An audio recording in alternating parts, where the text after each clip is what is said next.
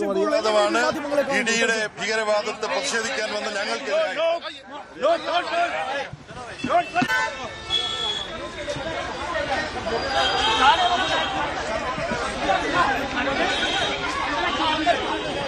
M A ബേബിയെ രാജ്യ തലസ്ഥാനത്ത് വെച്ച് പ്രതിഷേധം ശക്തമായപ്പോൾ എം എ ബേബി അറസ്റ്റ് ചെയ്ത് നീക്കുന്ന ഒരു പശ്ചാത്തലവും ഉണ്ടായി. ഡൽഹിയിൽ വെച്ച് ആ ഒരു സാഹചര്യത്തിലേക്ക് നീങ്ങി എന്നതുകൂടിയാണ് നമ്മൾ കാണുന്നത് പോലെ തന്നെ അവിടെ ചുറ്റും കൂടി അവിടെയും പ്രതിഷേധമുണ്ടായിരുന്നു. ഇ ഡി റെയ്ഡിനെതിരെ ഡൽഹിയിൽ നടത്തിയ പ്രതിഷേധമാണ്. അതിൽ എം എ ബേബി അറസ്റ്റ് ചെയ്ത് കൊണ്ടുപോകുന്ന ദൃശ്യങ്ങളാണ് പ്രേക്ഷകർ കാണുന്നത്. കൂടെ പ്രവർത്തകരെയും അറസ്റ്റ് ചെയ്ത് പോലീസ് നീക്കം ചെയ്തിരുന്നു. ഇത് ആസൂത്രിതമായ നീക്കം എന്നതായിരുന്നു എം എ ബേബിയുടെ വാക്കുകൾ. അരുൺ തുടരാം. ഒരു റെയ്ഡ് നടത്താൻ ഞങ്ങൾ നിർബന്ധരായി എന്നാണ് ഒരു സ്ഥലത്ത് റെയ്ഡ് നടത്തിയ ഇ ഡി ടീം അവിടെ ഉണ്ടായിരുന്നവരോട് പറഞ്ഞത്. ഇത്രമാത്രം എനിക്ക് വെളിപ്പെടുത്താൻ കഴിയും. ചട്ടുകമാവുകയാണ് ഭരണകൂടത്തിന്റെ ഇ ഡി. അതിന്റെ തെളിവാണ് ഇപ്പൊ കാണുന്നത്. അതെ, BJP ഗവൺമെന്റിന്റെ ഒരു എക്സ്റ്റൻഷൻ ഡിപ്പാർട്ട്മെന്റായിട്ടാണ് എൻഫോഴ്സ്മെന്റ് ഡയറക്ടറേറ്റ് എന്ന് പറയുന്ന സ്ഥാപനം പ്രവർത്തിച്ചുകൊണ്ടിരിക്കുന്നത് എത്രയോ കാലമായി. നമ്മുടെ രാജ്യത്തിലെ ഗവൺമെന്റിന്റെ കൈവശമുള്ള നിഷ്പക്ഷമായി പ്രവർത്തിക്കേണ്ട വകുപ്പുകളെ പക്ഷപാതപരമായി രാഷ്ട്രീയമായി ദുരുപയോഗപ്പെടുത്തിക്കൊണ്ടിരിക്കുകയാണ്. ഇലക്ഷൻ പ്രചരണം നടത്തിയതാണ്.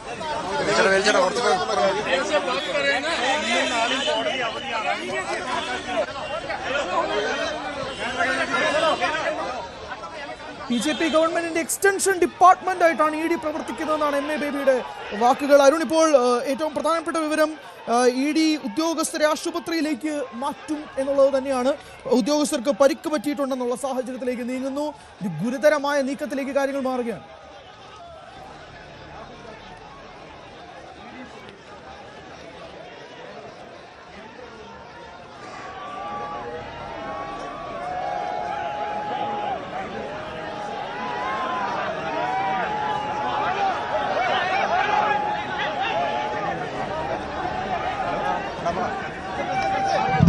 തീർച്ചയായിട്ടും ഗുരുതരമായ ഒരു സാഹചര്യമുണ്ട് എന്നുള്ളത് വ്യക്തമാണ്.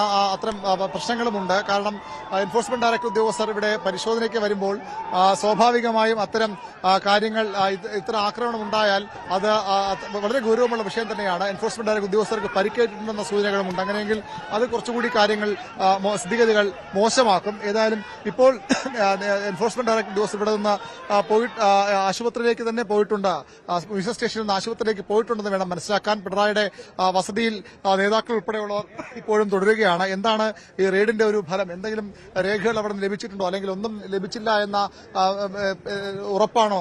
അങ്ങനെ ഒരു രേഖയാണോ ഇവർ എഴുതി കൊടുത്തുന്ന കാര്യത്തിലൊക്കെ വ്യക്തത വരേണ്ടിയിരിക്കുന്നു. പക്ഷേ സ്വാഭാവികമായും പ്രവർത്തകരുടെ രോഷം അക്രമത്തിലേക്ക് മാറുകയായിരുന്നു എന്നാണ് നേതാക്കൾ വ്യക്തമാക്കുന്നത്. അങ്ങനെ വന്നാൽ പോലും അതൊരു അനൌചിത്വ നടപടിയായി പൊതുവിൽ വിലയിരുത്തപ്പെടും.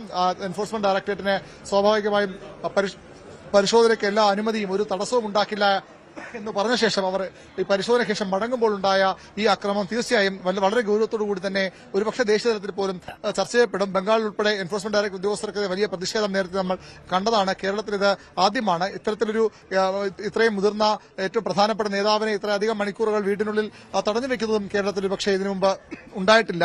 ആ സാഹചര്യം തന്നെയാകാം ഒരുപക്ഷെ ഇത്ര വലിയ പ്രതിഷേധത്തിലേക്ക്, പ്രവർത്തകരുടെ രോഷത്തിലേക്ക് പോയത്. ഉച്ചയ്ക്ക് തന്നെ ആദ്യം ഡിവൈഎഫ്ഐ പ്രവർത്തകർ എടുത്തുമ്പോഴത്തെ ഒരു സംഘർഷാത്മകമായ സാഹചര്യം ഉണ്ടായതാണ്. അത് പിന്നീട് നേതാക്കൾ ഇടപെട്ട് അവസാനിപ്പിച്ചു. വലിയ കാര്യമായ പ്രശ്നമുണ്ടാകാതെ മുന്നോട്ട് പോയി. അതിനുശേഷമാണ് വീണ്ടും എൻഫോഴ്സ്മെന്റ് ഉദ്യോഗസ്ഥർ മടങ്ങിപ്പോകുമ്പോൾ ഈ ഒരു സംഘർഷാത്മകമായ സാഹചര്യത്തിലേക്ക് കാര്യങ്ങൾ പോയത്.